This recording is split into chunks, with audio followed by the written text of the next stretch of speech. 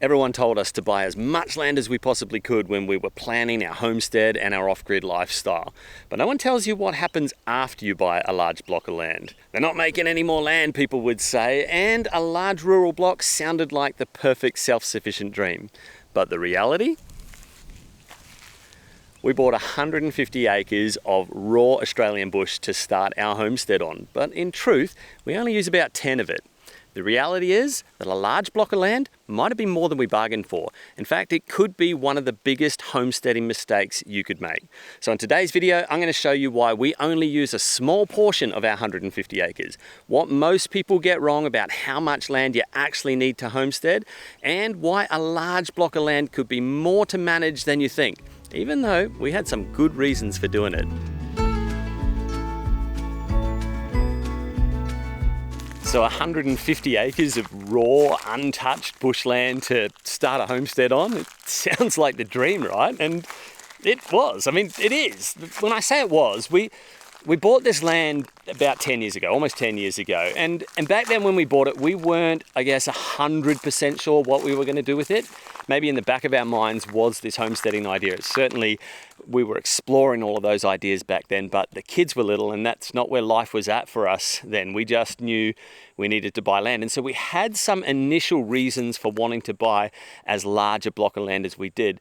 And there's still valid reasons. I'll share them with you a little bit later in the video. But our initial idea was probably based on, some of the things we wanted to do with the space. And so we would come out here, we'd go camping with the kids and we would explore it and, we'd play Spotlight at night and we'd cruise around and go on bushwalks. And I reckon we saw more of this property in those, half a dozen camping trips that we did in those early years than I've seen in the last 2 years of actually living here. And, that makes me a little bit sad, and it really makes me think about what it means to own a block this size. Some of the things we thought we would do would, we've got some degraded land and big gullies on this property. We thought we might do some land restoration projects. Agriculture was what we were working in at the time, so we looked at how much space it was and how we could use it from an agricultural perspective. But, ultimately, like, the kids were young and we were younger, and we just looked at this amount of space and thought we just want room for fun to explore, just kind of room for activities. So many activities! Do step class. It's making my head spin how many activities we can do. So in this last couple of years, where we've really focused has been home base, our base of operations, our whole homestead. And we're doing a lot with gardens and pigs and chickens, and it fits into like this little 10, maybe 15 acre, less than 10% plot. And so the more we've focused over the last couple of years on building that, the more we've realized this kind of creeping, nagging thought that's, maybe starting to weigh on us a little bit of, will we ever actually get to use all of this space? And it's funny, even just today as I've walked down here to the back block, because I'm like, where can I show you that gives you this perspective of what this amount of space is like? Look around behind me. You can't see any man-made infrastructure. I don't even think I can see the boundary line. I think I know it's way down there, but I'm standing right in the middle of the block. And so it just goes for hundreds of meters in either direction, and I can't see the edge of it. And even just this, walking out here has made me realize just how much time and effort and money would go into expanding into this space. Not that we don't want to do that, but I have to do the reality check stuff. Just to get down here, I would need a track. That's going to take time, effort, machinery that I don't have, maintenance on that machinery that I don't have, money to do the earthwork side of things. And then there's the maintenance and management of the landscape itself, fencing. And if there's animals here, that adds another complexity to it. And so the more we want to expand and the more we use it, there's going to be these kind of costs, and not all costs are financial costs. I think what I'm saying is that just because you have a large block of land doesn't mean you're necessarily going to use all of that land. Those two things can be very different ideas. Let me explain how. There's this kind of assumption that happens about our homestead when people watch our life and our homesteading activities on video. They assume that it takes up a lot of space. And I get that because we do a lot of different things, right? We've got chickens, pigs, meat chickens, bees, gardens, and a whole lot more. And I guess that can feel like you'd need a lot of acres to do all of that. And inevitably, when people visit us in person for the first time, the first response is, they say, oh, can we get the tour? And then, 2 minutes later, it's like, oh, well, that is not as big as I thought it was based on how it looked on video. So I'm not sure why that is. It's not intentional. We're not trying to make it look bigger than it actually is. But I'm going to try a little experiment right now to, I guess, prove to you that even though we're doing a lot of different things, it really doesn't take up a lot of space. And more importantly, there's not a lot of distance between each of these activities. And that's important because I walk everywhere. I don't like to use a vehicle on the property if I don't have to. So I enjoy walking between each of the things that we have to do. I like being kind of physically active. And I like that everything is up close. In fact, I'm going to give you a reason for why we do that. It's a design principle. So let's see if we can do this. I'm going to follow kind of my morning routine between each of the things that I have to kind of touch base with and show you the distance between each one. All right. So first one is from the tiny home to the chickens. Okay, next, from the chickens to the gardens. Now, this one walks behind the house and you're going to see what we hardly ever show on camera, and that's the space that Kirsty refers to as the unmentionables. Everybody's got that space behind their house, right, where they dump stuff. I don't think it's that bad, but anyway, let's see how far this is.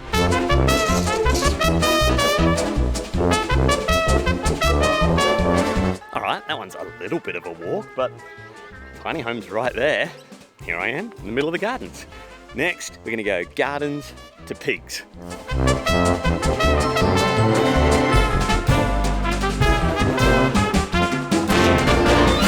So that's it, about another 20 meters and I'm at the pigs. So chickens, gardens, pigs, tiny home. Oh, I guess there's a couple of other little things, like the meat chickens are just out on the tiny home front lawn right now.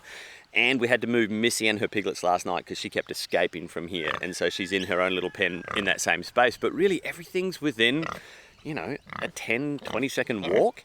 And that's by design. In fact, it's actually a permaculture design principle. So let me explain. The way that it works is that it's a conservation of energy design. The way it works is what's in the center is where you spend the most time. So zone 0 is what that's called. That's your home. You spend the majority of your time and your activities in and right around your home. Then there's zone 1. That's everything that you're engaged with on like at least daily, sometimes multiple times a day basis. And different livestock can go into different zones. Like right now, my pigs are probably in zone 1 just by sheer distance, but actually they could be further because I just don't need to be as hands-on with them as I am with, say, the chickens, who I'm checking on all the time, like making sure they've got water, collecting their eggs. They're a little bit more hands-on than, say, pigs, who you can kind of just set and forget for the day. And so everything that's a lower touch gets further out and further away from where you are. And that's why we're able to do a whole lot of things really up close, because when we designed the layout of our home, we were following permaculture design principles. We put the things that we would need the most, our home, then access to all of our tools and equipment, the things that you want, then access to the things that you're going to engage with regularly, the kitchen garden, the chickens, collecting eggs, scraps, compost, all of that up nice and close. And then out from there, as we design, we'll get further and further away. And that's really helping us to understand how what we're doing here in this just handful of acres right now, I guess if you include some of the other activities we're starting to expand into, is why I'm saying 10 acres. But as we start to think further away, like maybe a vehicle drive to the back corner of the property, we want to be thinking about activities that are really in that zone 2, 3 and beyond, that don't require as high a touch. Cattle is a classic example of that.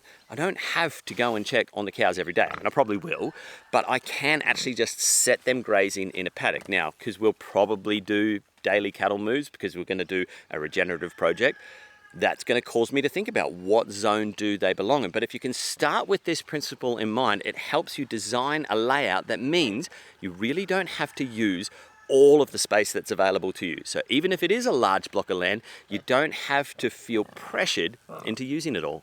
What I'm saying is the more that you want to expand your land use activities and your land management activities, right, the more that it's going to cost you. And not all costs are financial.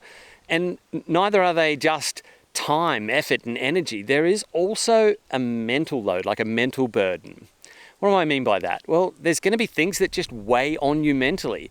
things that you haven't gotten to yet, like this boundary fence. I don't even really want to call it a fence, but this property came with a 4-kilometre boundary, and there's not 4 kilometres of boundary fencing on it. And so that's something we need to do. Tracks and access. I can't access the entire property with a vehicle because parts of it are impassable, from the sand mining activities that were done here historically, from the gullies and washouts and erosion that's happening.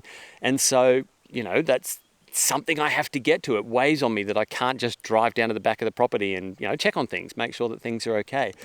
There's a fire break that we've got to maintain. You can probably see it behind me, but we've started slashing a bit of it. But we're supposed to do a 10-metre fire break so that a fire can't hop from one property to another. 10 metres is huge. Let me pace that out for you.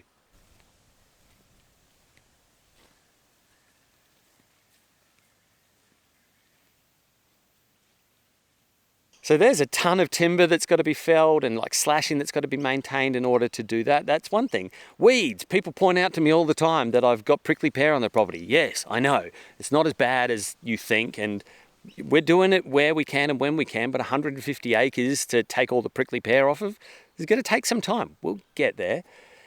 And, mental load in terms of unfinished projects is probably one that I should confess to. I'm someone who likes to start things, and sometimes 80% is okay, but then there's that nagging thought of I really should finish that properly.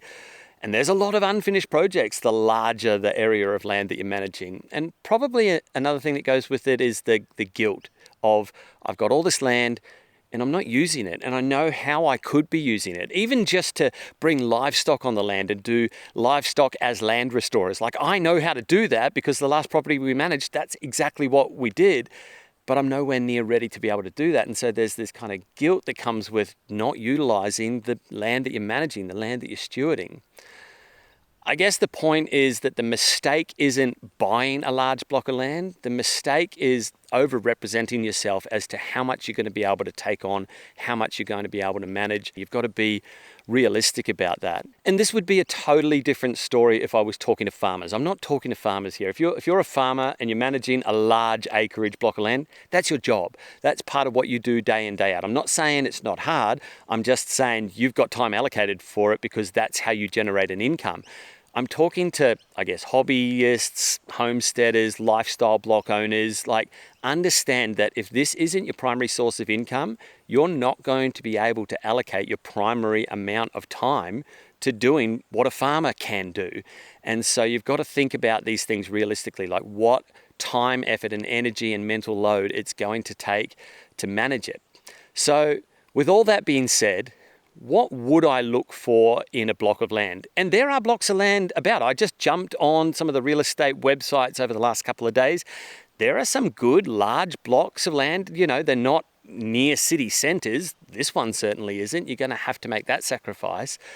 But they are about, and for a reasonable price. But just because they exist and just because the price is right doesn't mean they're ideal for homesteading, for this kind of lifestyle. So what would I look for if I was looking for a block of land today? Hey, just before we get to that, quick little interruption to say that over half of you that watch our videos on the regular aren't subscribed to the channel. Now, of course, we would love your subscription, but actually it's going to do you a favor because it tells YouTube that not only do you want to make sure you don't miss our videos when they come out, but you also want to see more videos about homesteading content like this that we make, but from other creators as well. So go ahead, hit subscribe and enjoy more homesteading content. All right, truth-telling moment. If we're only using about 10% of it, why did we buy such a large block of land in the first place? And remember, this was almost 10 years ago. We didn't know back then what we know today about homesteading, about the life we want to live now. But we did have 3 valid reasons for looking for a large block, and I think those reasons still apply today. The first was privacy and security. A large block affords you the opportunity to live a little bit more privately and to have an added sense of security. Yes, we're big on community. We're building online community. And physically in person, we're building community. We're getting to know our neighbours. We're getting involved in town. But two things can be true at the same time. We can value community, but we can also value our own privacy and our own sense of security. And a large block of land gives you that. But that wasn't the main and only reason. In fact, back then, knowing that we didn't know exactly what we wanted to do with the land, we wanted to give ourselves options. And a large block gives you that as well. At the time, we were working in agriculture, and so we thought maybe we would want to do some sort of agricultural operation. Actually, back then we thought maybe we'd do timber, and then we got involved in cattle, and we've thought maybe we'll do cattle. We will do cattle on at least some scale here on this property. But it didn't really matter. We didn't have to lock in a plan. What we knew was that if we wanted more future potential and opportunities to use the land, then we needed more land in the first place. Now, if all you want to do is set up a homestead that meets your needs and enables you to do a few small operations like gardens and a little bit of livestock, then you don't need a whole ton of space. But if you know that you don't know, then getting more land gives you that opportunity potential in the future. But the third reason, and the one probably I like the most to this day, is that I enjoy this space. There's something about, you can probably see there's a little bit of infrastructure down there. I've walked about 100 meters away from the tiny home, and there's water tanks just there in the background behind me. But if I just keep walking, I can keep going in this direction here, maybe another 50, 100, 150 meters before I even come close to the boundary. There's something about being out here where all I can hear is the leaves in the trees, occasional bird, and then my rooster when he goes off in the background. But those sounds of nature, the feel of the earth beneath your feet, the fresh air, the peace, the tranquility that comes with it, those are important to us. And back when we were looking for land, we were really on a journey of understanding and exploring what mental health meant. Gardening was a big part of that for me, and I understood what it meant to be grounded and kind of connected to nature, to natural things. And so having this space, even if we never develop it, I hope we never develop all of it, because I do like that we always have the ability to just go for a walk and just unwind.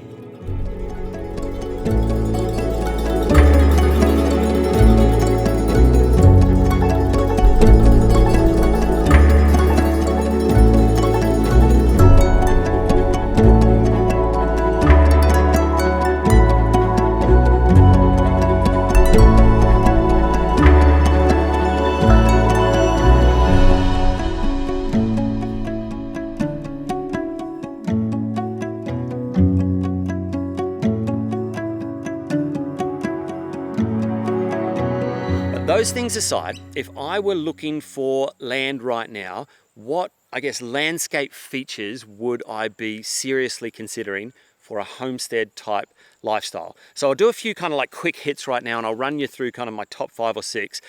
If this is the kind of thing that you want more information on, like to dive deeper into some of these topics, we actually have a community. It's over on Patreon, and you might be interested to go and join that community. So I'm going to put a code here on the screen, a QR code that you can scan if you want to go and check it out. We have some conversations where we go into this kind of information on a deeper level. There's all sorts of behind the scenes content there. You might want to go check that out.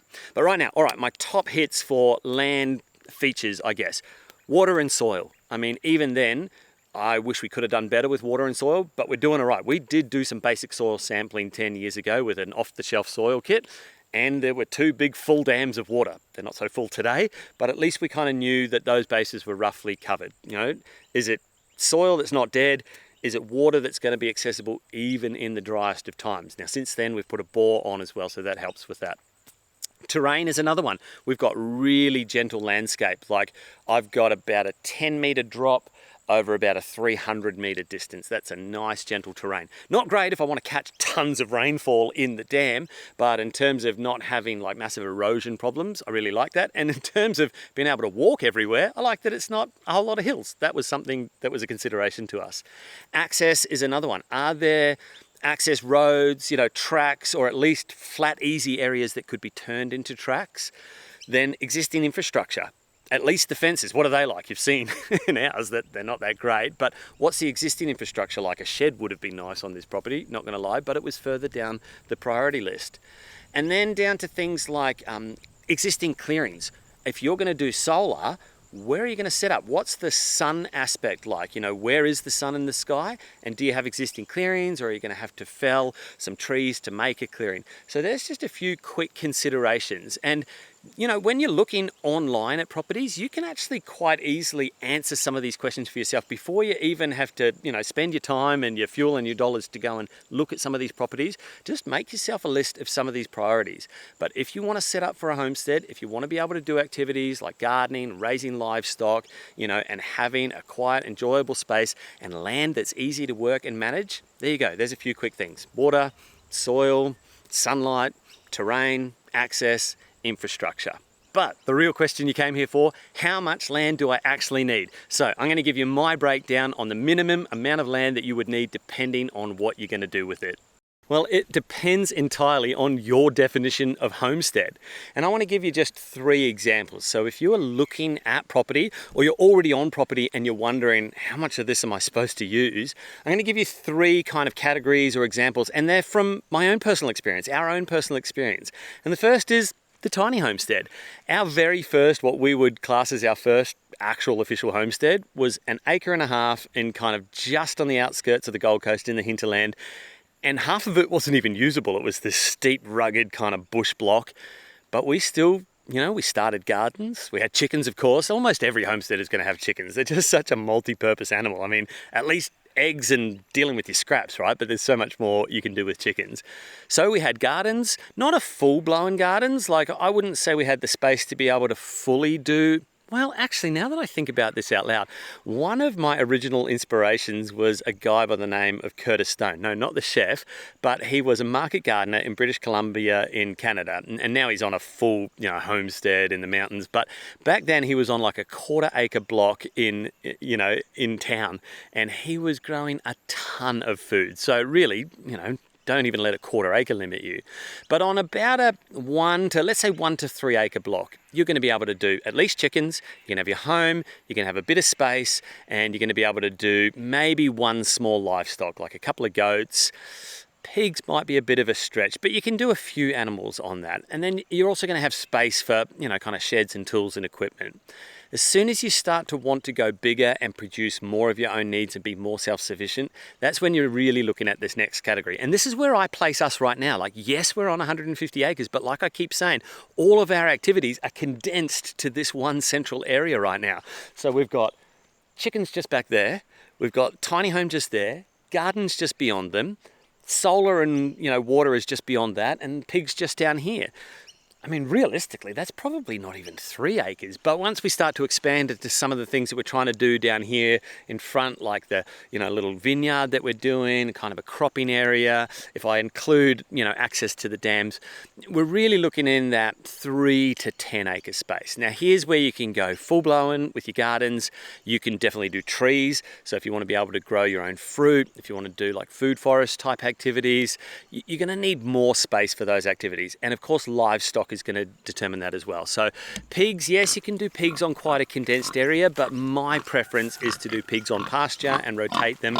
And so our pigs, well, already they've used about, I'm going to say probably 2 to 3 acres, and the entire space that I want to run the pigs across might be about a 7 acre spot. And so, yeah, if you're doing any kind of livestock on a small scale, so you're doing goats, or you want a couple of kind of, you know, homestead farmy kind of pets, then you're going to need a bit of space for them. You're going to need some small like home paddocks, right?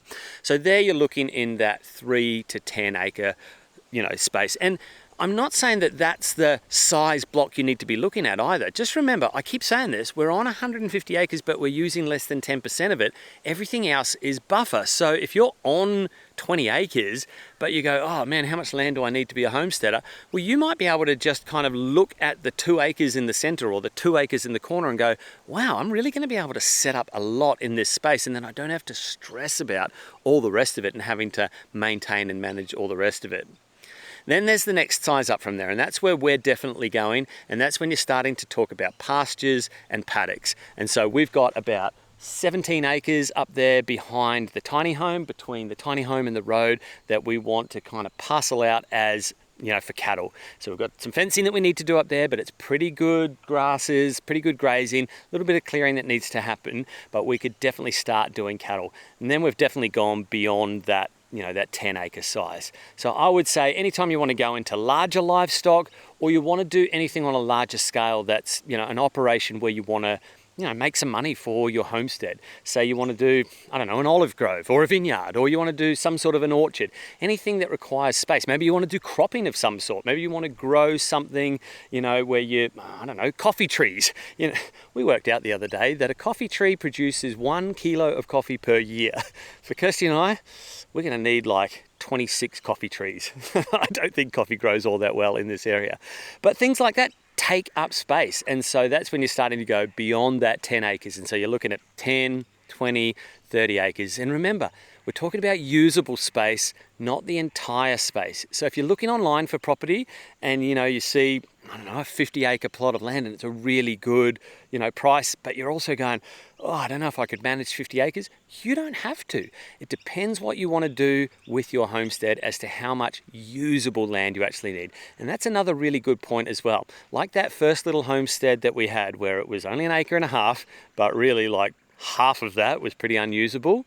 When you're looking at land to buy, if what you want to do is only going to take up, I don't know, 2, 3, 5 acres, but the whole block of land is 25 acres, and yet, 2/3 of it, 3/4 of it are just rugged terrain, kind of too many trees or just unusable for whatever reason, that actually might put you in a better position than a whole lot of other buyers because you already know the space that you need for exactly what you want to do.